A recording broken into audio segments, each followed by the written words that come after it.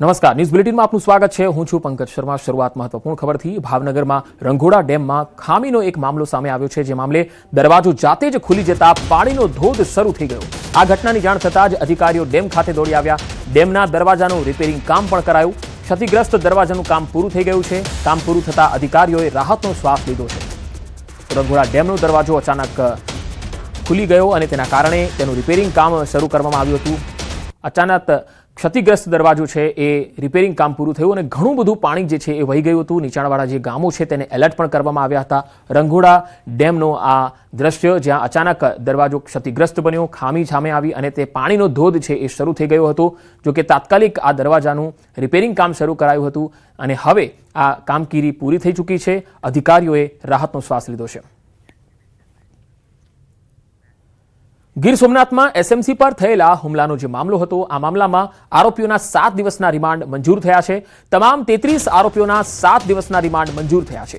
એસએમસીએ જુગારના અડ્ડા પર રેડ કરી હતી।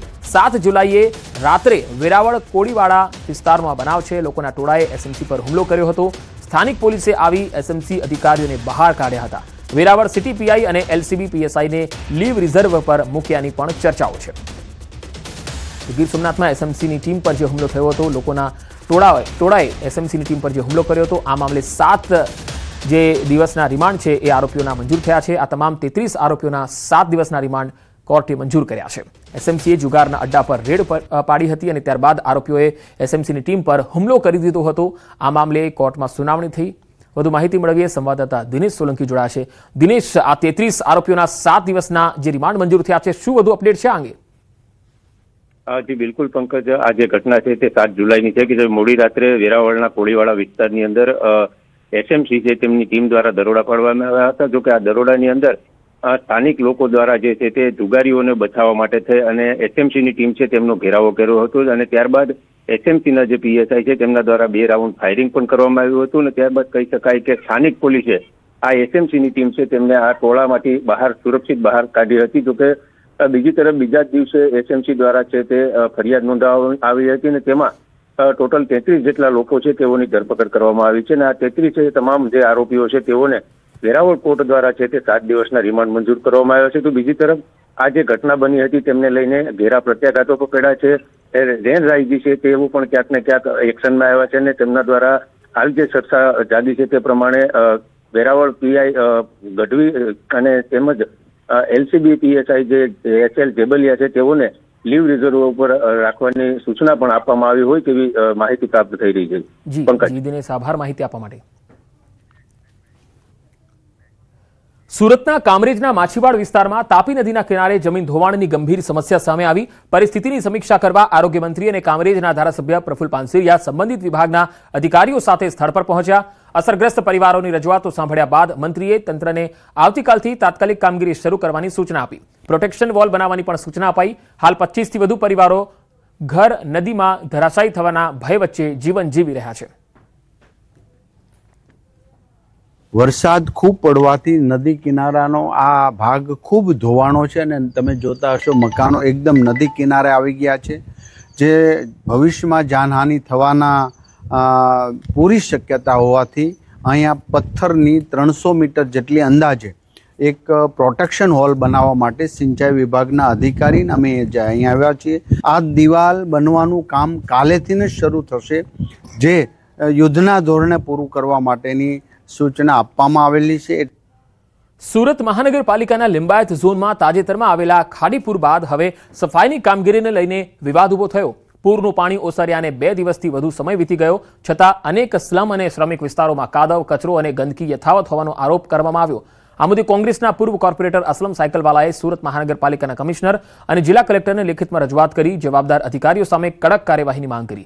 અસલમ સાયકલવાલાએ પોતાના પત્રમાં લિંબાયત ઝોનના ઝોનલ ચીફ નિલેશ પટેલ તથા નાયબ આરોગ્ય અધિકારી ડોક્ટર નિમિષ દેસાઈ સામે ડિઝાસ્ટર મેનેજમેન્ટ અને સફાઈ કામગીરીમાં ગંભીર બેદરકારી દાખવવાનો આરોપ લગાવ્યો। તેમણે બંને અધિકારીઓને તાત્કાલિક સસ્પેન્ડ કરવા અને અન્ય ઝોનમાં બદલી કરવાની માંગ કરી।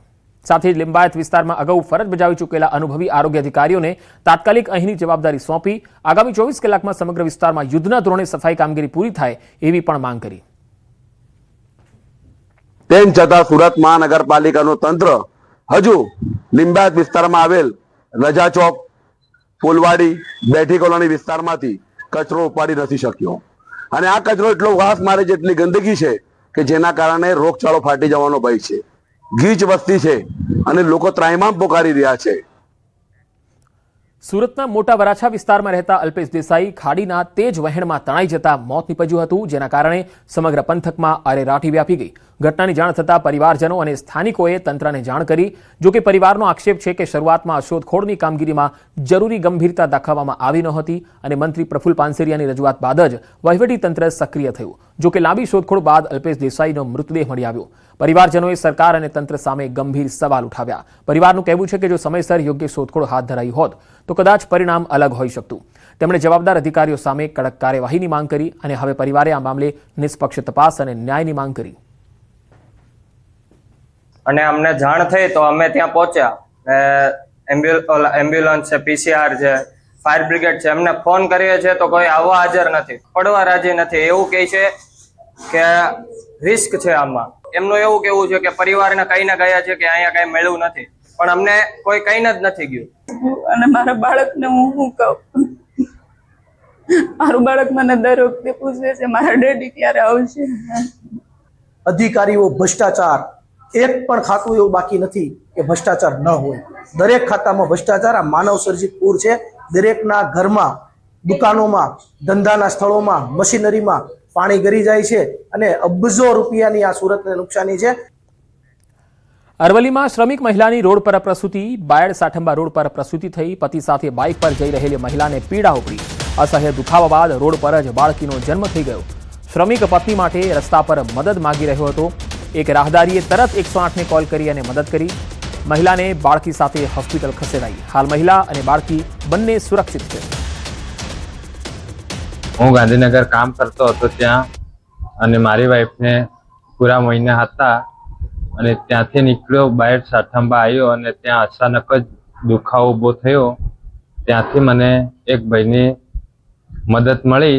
એના આધારથી હું બાયડ સરકારી દવાખાને આવ્યો. ત્યાં મારી વાઈફને સારો આમ ઈલાજ કરાયો અને અત્યારે મારે બેબી છે અને ત્યાં દવાખાને મને ખૂબ સારવાર મળી અને બહુ સારી રીતે સપોર્ટ કર્યો. અમદાવાદના વસ્ત્રાલમાં ક્રિકેટ રમવાની બાબતે મારામારી થઈ. કિશોરોના બે જૂથ વચ્ચે મારામારીની ઘટનાનો વિડીયો વાયરલ થયો. ક્રિકેટ રમવાની બાબતે મારામારી થઈ હોવાની આશંકા છે. રામોલ પોલીસે 6 લોકો વિરુદ્ધ ફરિયાદ નોંધી છે. તો ક્રિકેટ રમવાની બાબતે અમદાવાદના વસ્ત્રાલમાં મારામારી થઈ ગઈ. તસવીરોમાં તમે જોઈ શકો છો કે અહીંયા ક્રિકેટ રમવાની બાબતે જે સ્થાનિક યુવકો છે એ એકબીજાને મારવા લાગ્યા. હાથમાં જે આવ્યું તે લઈને મારવા લાગ્યા. હાથોથી હાથાપાઈ પણ થઈ ગઈ. વસ્ત્રાલમાં બનેલી આ ઘટનાનો વિડીયો અત્યારે વાયરલ થઈ રહ્યો છે. રાજકોટમાં ટ્રાફિક ટોઈંગની કામગીરી ફરી એકવાર વિવાદોમાં છે. સોશિયલ મીડિયામાં વાયરલ થયેલા વિડીયોમાં ટોઈંગ વાહન વીમા વિના ચલાવાતું હોવાનો દાવો થયો, જેને લઈને ટ્રાફિક પોલીસની કામગીરી પર સવાલ ઉઠ્યા છે. સમગ્ર મામલે પોલીસ કમિશનરને લેખિત અરજી કરી તપાસ અને નિયમ મુજબ કાર્યવાહીની માંગ કરવામાં આવી. જોકે વાયરલ વિડીયો અને આક્ષેપોને લઈને પોલીસ તંત્ર તરફથી હજુ સુધી કોઈ સત્તાવાર સ્પષ્ટતા કરાઈ નથી. ઉલ્લેખનીય છે કે રાજકોટમાં ટ્રાફિક ટોઈંગની કામગીરી અગાઉ પણ અનેક વખત વિવાદોમાં રહી છે. તાજેતરમાં મહિલા સાથે થયેલી મારપીટની ઘટનાએ પણ ભારે ચર્ચા જગાવી હતી. હવે વીમા અને દસ્તાવેજોને લઈને ઉભા થયેલા નવા વિવાદ બાદ ટ્રાફિક પોલીસની કામગીરી સવાલોના ઘેરામાં આવી છે. આ વિડીયો બનાવવાનો કોઈ ઉદ્દેશ્ય નહોતો કે હું પોતે ત્યાંથી ચાલીને જતો હતો ત્યારે એક મહિલા કે જે રિક્વેસ્ટ કરે છે કે મારી પાસે ઓનલાઈન પૈસા છે, છતાં ટોઈંગ વાળા ઓનલાઈન પૈસા લેવાની ના પાડે છે કે મારા ડ્રાઈવરના ખાતામાં નાખી દો.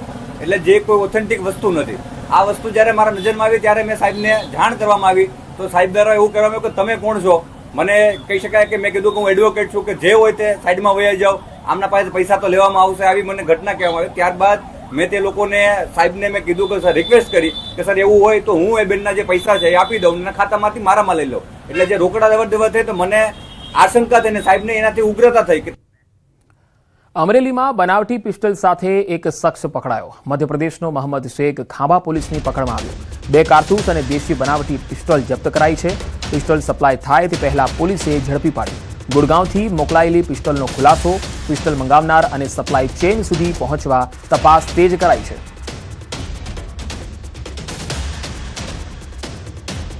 ભાવનગર મહાનગરપાલિકાની વધુ એક ગંભીર બેદરકારી સામે આવી. 120 ફૂટ રિંગ રોડના વચ્ચે જ 66 kV વીજ લાઇનનો ટાવર રાખીને રોડ બનાવાયો છે. હિલ પાર્ક ચોકડીથી અધેવાડા તરફના ડબલ ટ્રેક રોડ પર આ ચોંકાવનારા દ્રશ્યો જોવા મળ્યા. તંત્રએ માત્ર ચેતવણીના સાઇનબોર્ડ લગાવ્યા, પરંતુ રોડ વચ્ચેનો ટાવર હટાવવાની તસ્દી ન લીધી. પૂરપાટ ઝડપે પસાર થતા વાહનો માટે આ ટાવર મોટું અકસ્માતનું જોખમ બની ગયું છે. શહેરી વિકાસ પાછળ કરોડોનો ખર્ચ, છતાં પ્રજાની સુરક્ષા સામે ગંભીર સવાલ. જે રોડ બનાવ્યો છે હિલ પાર્ક ચોકડીથી અધેવાડા સુધીનો, એ વચ્ચે 66 kV ની લાઈન છે. લાઈન પહેલેથી ઓલરેડી કમ્પ્લીટ પહેલેથી હતી જ તે. તો રોડ એને કઈ રીતે બનાવ્યો, કઈ રીતે રોડ બનાવી નાખ્યો? તો શું આ અકસ્માત નહીં થાય? અને બીજું, આ ભાવનગરની જનતાના ટેક્સના પૈસાનું દર વખતે પાણી કરવાનો જ વિષય લાવવાનો. હું પેલા તંત્રને કહેવા માંગુ છું કે તમે આવી રીતે બુદ્ધિનું પ્રદર્શન કેમ કરો છો? કોઈ ધ્યાન નથી રાખતા કે કોઈ વિઝિટ નથી લેતા? એમનામ રોડ પાસ કરી નાખો નકશાના આધારે.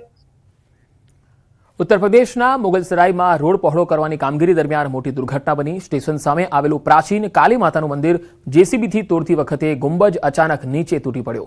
આ અકસ્માતમાં 58 વર્ષીય કોન્ટ્રાક્ટ કર્મચારી બલદેવ યાદવ કાટમાળ નીચે દબાઈ ગયા અને સારવાર દરમિયાન તેમનું મોત થયું. આ ઘટનાથી સ્થાનિક લોકોમાં ભારે આક્રોશ છે. તેઓ તંત્રની સુરક્ષા વ્યવસ્થા પર સવાલ ઉઠાવી રહ્યા છે.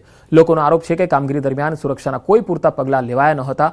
જોકે લોકનિર્માણ વિભાગે સુભાષ પાર્ક પાસે નવું મંદિર બનાવીને ત્યાં મા કાલીની મૂર્તિ સ્થાપિત કરી દીધી છે, પરંતુ તંત્રની બેદરકારીના કારણે એક નિર્દોષ કર્મચારીએ જીવ ગુમાવવો પડ્યો.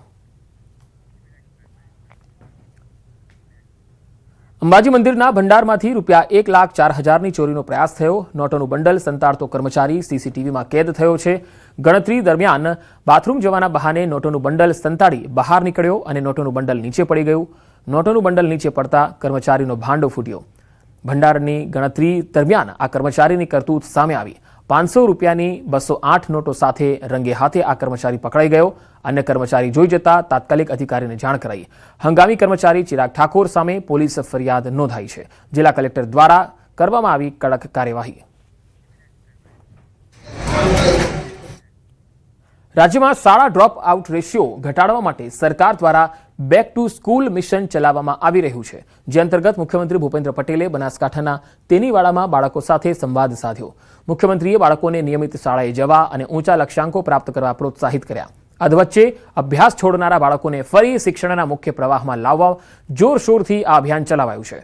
આ સર્વેક્ષણમાં જિલ્લામાં 37,415 ડ્રોપઆઉટ બાળકોમાંથી 29,451 બાળકોનું સફળતાપૂર્વક પુનઃ પ્રવેશ કરાવવામાં આવ્યો.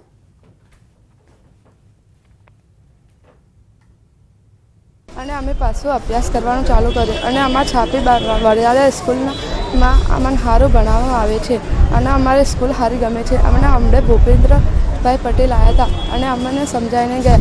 અમે હવે રોજ અને સ્કૂલમાં જઈશ. હું ધોરણ 8માં અભ્યાસ કરું છું. હું મારા માતા પિતા સાથે કામ પર અમે બીજે રહેવા ગયા હતા. ત્યાં ગયો તો અમારા સાહેબ અમને સમજાવીને લાયા અને હું હવે ફરીથી ભણવા બેઠો અને હું હવે નિયમિત શાળામાં આવીશ. એટલે કે કેટલાક સમયથી ડ્રોપ આઉટ હતા અને બેક ટુ સ્કૂલ મિશન અંતર્ગત આ તમામ બાળકોને શાળામાં પુનઃ પ્રવેશ કરાવવામાં આવેલો છે. બનાસકાંઠા જિલ્લાની અંદર કુલ 37,000 જેટલા બાળકો ડ્રોપ આઉટ હતા, જેમાંથી 29,000 જેટલા બાળકો પુનઃ શાળામાં પ્રવેશ પામેલા છે. તમામ બાળકોને માનનીય CM સાહેબે સંવાદ કર્યો, બાળકોને માર્ગદર્શન આપ્યું, પ્રેરણા આપી. ગીર સોમનાથના વેરાવળના ડારી દરિયા કિનારેથી એક કન્ટેનર મળી આવ્યું. બિનવારસુ હાલતમાં દરિયા કિનારે આ કન્ટેનર મળી આવ્યું છે. કન્ટેનર દરિયામાંથી તણાઈને આવ્યું હોઈ શકે છે. પ્રભાસ પાટણ અને SOG પોલીસને પેટ્રોલિંગ દરમિયાન આ કન્ટેનર મળ્યું છે. પોલીસે કોસ્ટગાર્ડ અને કસ્ટમ વિભાગને જાણ કરી છે. જોકે આ કન્ટેનર ખાલી અવસ્થામાં હતું, જેથી કોઈ ચિંતાની વાત નથી. એમાં એવી કોઈ વસ્તુ નથી મળી જેથી તપાસ ચાલી શકે. ખાલી કન્ટેનર હતું.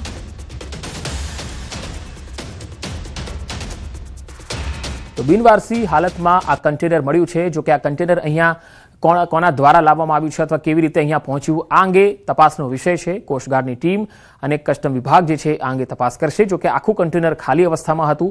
વેરાવળના ડારી દરિયા કિનારેથી આ કન્ટેનર મળ્યું છે. પેટ્રોલિંગ દરમિયાન આ કન્ટેનર બિનવારસી હાલતમાં અહીંયા મળ્યું છે. બની શકે છે કે એ દરિયાના વહેણમાં તણાઈને અહીંયા આવી શક્યું હોય. જોકે હવે એ તપાસનો વિષય છે.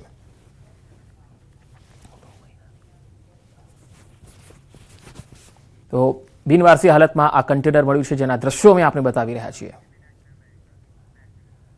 અમદાવાદમાં નાના ચિલોડા પાસે યુવક પર કાર ચડાવવાનો પ્રયાસ થયો. કાર ધીમી ચલાવવા બાબતે ફરિયાદીએ તેના મિત્રને ટકોર કરી હતી. ઉશ્કેરાટમાં મિત્રો વચ્ચે ઝઘડો થઈ ગયો. નરોડા પોલીસે ફરિયાદ નોંધી વધુ તપાસ હાથ ધરી.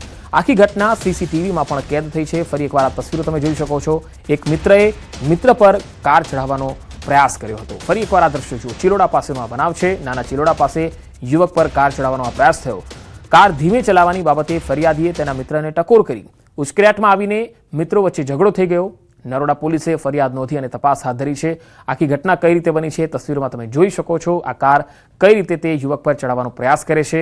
કાર ધીમી ચલાવવાની બાબતે જ મિત્રો વચ્ચે ઝઘડો થયો અને કેવી રીતે એક મિત્ર જ બીજા મિત્રનો દુશ્મન બની શકે છે તેનું આ જીવંત ઉદાહરણ છે. વધુ માહિતી મેળવીએ સંવાદદાતા ઋત્વિજ સોની જોડાયા છે. ઋત્વિજ, આ નાના ચિલોડા પાસેનો જે આ બનાવ છે, આમાં યુવક કોણ હતો? હાલ શું કાર્યવાહી ચાલી રહી છે? જી, વાત કરીએ તો આ જે બનાવ બન્યો છે તે તમામ લોકો જે આરોપી અને જે ફરિયાદી પક્ષ બંને મિત્રો હતા. જે ફરિયાદી પક્ષ છે તે લગભગ રાત્રે 2-1 વાગ્યાની આસપાસ નાના ચિલોડા પાસે આવેલ એક હોટલમાં જમવા ગયા હતા અને પછી ત્યાં બેઠા હતા. તે દરમિયાન તેનો મિત્ર અને અન્ય મિત્રો છે તે ગાડી લઈને ત્યાં આવ્યા હતા. એટલે જે ફરિયાદી દ્વારા તેને ટકોર કરવામાં આવી હતી કે આટલી સ્પીડમાં ગાડી ન ચલાય. આ દરમિયાન બંને વચ્ચે ઉગ્ર બોલાચાલી થઈ હતી. ત્યારબાદ જે કાર ચાલક અને તેના મિત્રો હતા તે ત્યાંથી નીકળી ગયા હતા અને જે ફરિયાદી અને તેના મિત્રો હતા તે રોડ ઉપર ઉભા હતા. આ દરમિયાન ફરીથી કાર ચાલક અને તેના મિત્રો આવ્યા હતા અને તેના પર કાર ચડાવવા માટેનો પ્રયાસ કર્યો હતો. સમગ્ર ઘટના છે તે સીસીટીવી કેમેરામાં પણ કેદ થયેલી જોવા મળી રહી છે અને આ તમામ જે બનાવની જાણ પોલીસને કરવામાં આવી હતી ત્યારે નરોડા પોલીસ દ્વારા આ મામલે ગુનો દાખલ કરીને વધુ તપાસ શરૂ કરવામાં આવી છે. જી ઋત્વિજ, આભાર માહિતી આપવા માટે.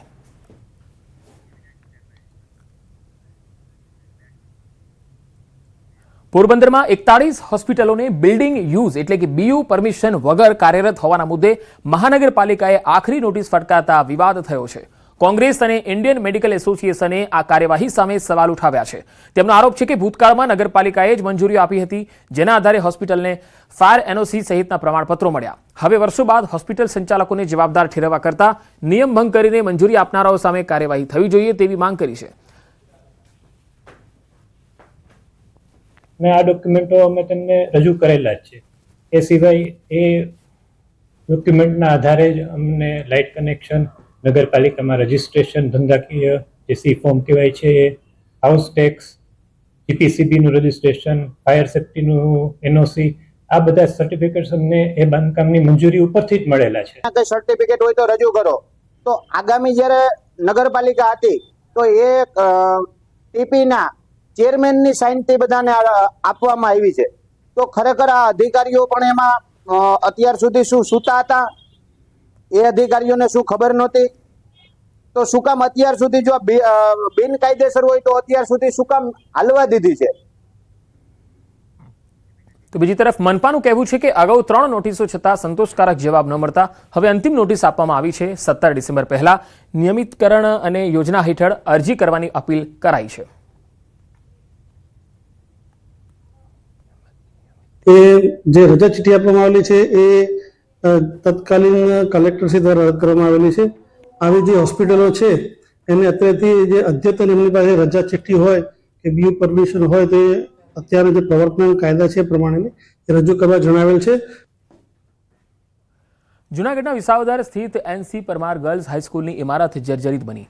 વર્ષ 1968થી કાર્યરત આ શાળાના કેટલાક વર્ગખંડો અત્યંત જર્જરિત હાલતમાં હોવાનું સામે આવ્યું. દિવાલોમાંથી પોપડા પડવા અને છતમાંથી પાણી ટપકવા જેવી સમસ્યાઓ વચ્ચે 300થી વધુ વિદ્યાર્થીનીઓ અભ્યાસ કરી રહી છે. શાળાના ઇન્ચાર્જ આચાર્યએ પણ કેટલાક વર્ગખંડો ઉપયોગ માટે યોગ્ય ન હોવાનું જણાવ્યું. અંદાજિત 300 થી 350 જેટલા વિદ્યાર્થીઓ છે. 10નો સ્ટાફ છે અને હમણાં 15 દિવસ પહેલા ટ્રસ્ટી મંડળની મિટિંગ મળેલી હતી, જેમાં ખાસ કરીને મુદ્દો જર્જરિત બિલ્ડિંગ છે એને સમારકામ કરવા માટેનો હતો અને ટૂંક સમયમાં જ આ સમારકામ અમે શરૂ કરવાના છીએ. 5-6 વર્ગો જર્જરિત છે જેમાં અમે વિદ્યાર્થીઓને બેસાડતા જ નથી. વાલીઓ અને સ્થાનિકોનો આરોપ છે કે જર્જરિત ઇમારત અંગે અનેક રજૂઆતો છતાં હજુ સુધી કોઈ નક્કર કાર્યવાહી થઈ નથી. સમારકામ અને સ્થળાંતર અંગે ચર્ચાઓ ચાલી રહી હોવા છતાં સ્થિતિ યથાવત હોવાનું કહેવાઈ રહ્યું છે.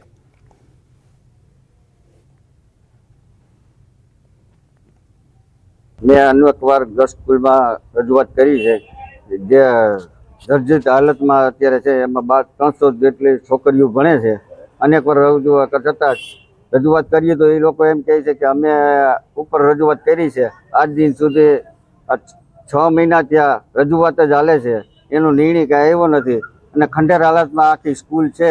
જે વિદ્યાર્થીઓ જાનની જોખમે પોતાનું અભ્યાસ કરી રહ્યા છે, તો આ સરકારને આ તાત્કાલિક આમાં કોઈ યોગ્ય પગલાં લેવા જોઈએ, જેથી કરીને જે અમારે આજુબાજુના ગામના વિસ્તારની જે વિદ્યાર્થીઓ છે અમે જે છે એ પૂરી અહીંયા ત્યાં ભણાવી શકતા નથી, કારણ કે જે અત્યારે સ્કૂલની સ્થિતિ છે એ બહુ ખરાબ છે અને તાત્કાલિક ધોરણે રિપેરિંગ કરી અને કોઈ વ્યવસ્થા કરી આપે.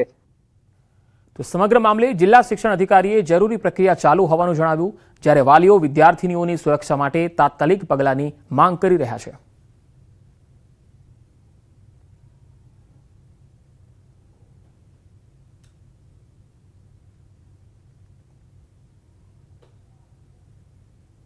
એક પત્ર અત્રેની કચેરીને પ્રાપ્ત થયેલ છે કે એમના દ્વારા આ બિલ્ડિંગનું રિનોવેશન છે એ હાથ ધરવામાં આવેલ છે એ પ્રકારની જાણ કરતો પત્ર અત્રે અમને રજૂ કરેલ છે. 2 તારીખે આ પત્ર મળ્યો છે, એટલે શ્યોર એ બીટ નિરીક્ષક દ્વારા એમની શ્યોરિટી લેવામાં આવશે કે ખરેખર એમના દ્વારા રિનોવેશન થયેલ છે કે કેમ અને કયા પ્રકારનું હાથ ધરાયેલ છે, વૈકલ્પિક વ્યવસ્થા શું કરાય છે.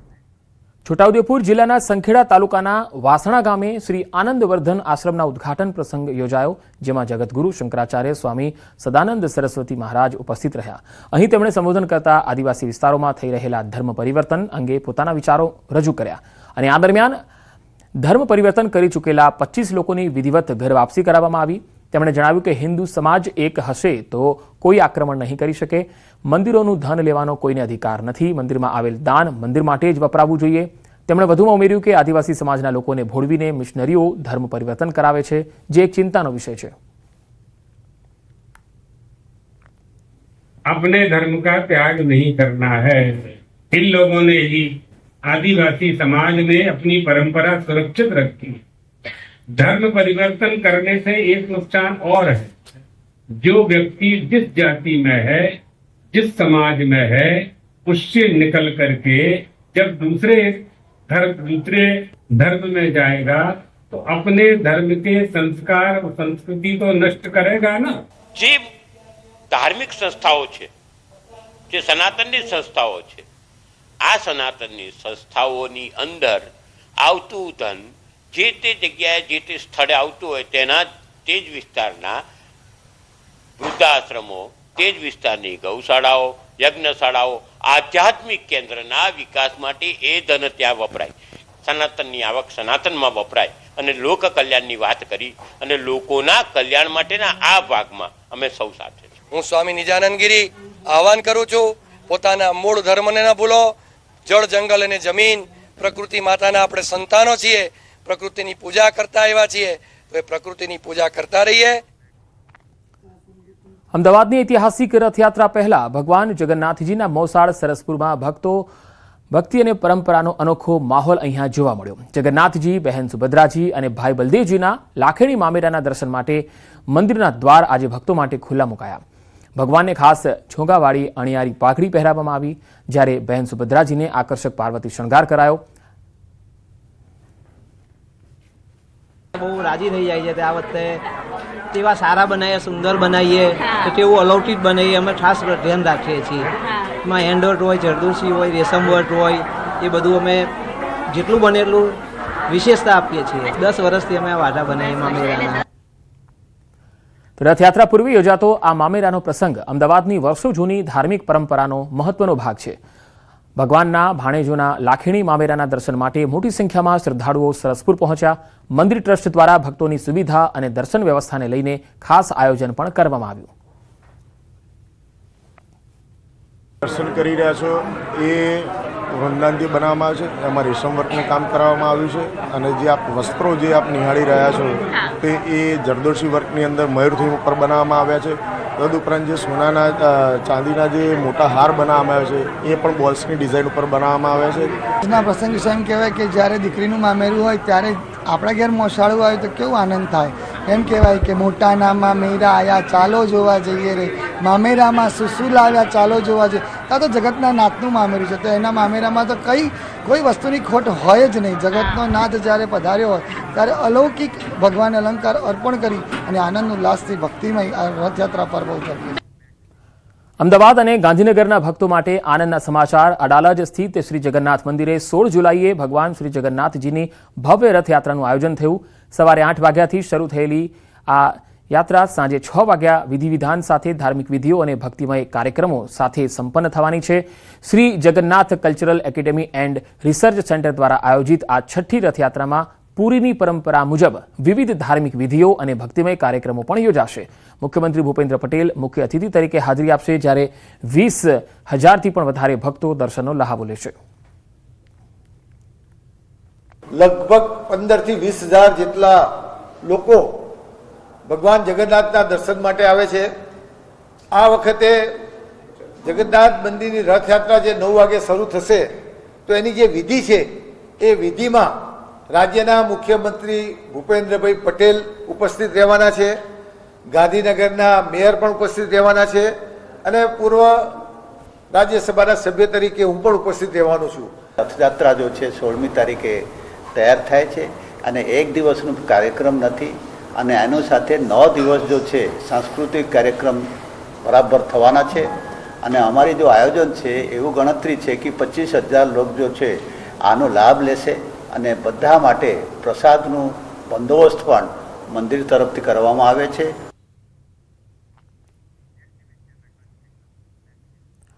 કચ્છની શાન ગણાતી બન્ની નસલની કુંજ ભેંસ 8.5 લાખ રૂપિયામાં વેચાઈ.